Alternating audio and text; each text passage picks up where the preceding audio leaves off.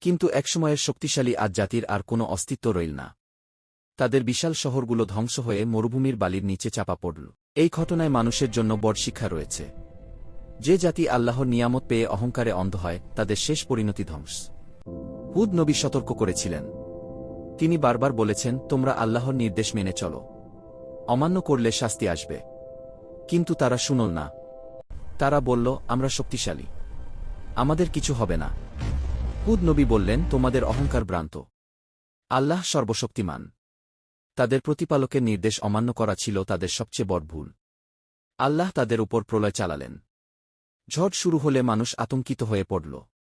কিছু মানুষ দৌড়াল, কিছু প্রার্থনা করল, কিন্তু তা সব ব্যর্থ হল। শুধু হুদ নবী ও তার সাথে যারা বিশ্বাস এনেছিল আল্লাহর রহমতে বেঁচে গেল। ঝড় থেমে যাওয়ার পর মরুভূমি শান্ত হল, শুধু ধ্বংসস্তূপ রয়ে গেল। শক্তিশালী আদ জাতির নাম ইতিহাসে আর দেখা গেল না।